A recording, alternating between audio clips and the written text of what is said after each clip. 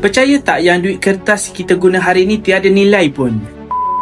Duit RM100 jika dipotong dua nilainya bukan 50 dan 50, tapi nilainya terus jatuh kosong. Tapi berbeza pula dengan emas, jika emas ni patah sekalipun ianya tetap bernilai. Buktinya jika tuan-puan bawa emas yang patah ke kedai emas, mereka tetap akan membelinya. Tak kisahlah patah 2 ataupun patah 4, kerana nilai emas berdasarkan berat emas tersebut. Jadi berbeza dengan RM100 tadi, jika dah dipotong 2, ia bukannya lagi nilai 50 dan 50. Tapi bukan bermaksud duit ni tak penting, sebab kita masih perlukan untuk transaksi harian. Sebab itulah tuan-puan kena faham yang emas adalah penyimpan nilai yang terbaik untuk jangka masa panjang, at least 2 tahun ke atas. Sedangkan nilai duit kertas jatuh setiap tahun disebabkan oleh inflasi yang berlaku dengan kenaikan harga barang dan perkhidmatan. Walaupun kita lihat nombor pada wang kertas masih sama, tapi kuasa beli kita semakin berkurang. Jadi emas adalah simpanan yang mengekalkan kekayaan dari apa-apa situasi, sama ada krisis ekonomi atau peperangan. Bagi tuan-puan yang perlukan bimbingan Adam untuk menukarkan simpanan ke dalam bentuk emas, boleh terus rujuk pin video di profil atau boleh isi bit biru sekarang, okey?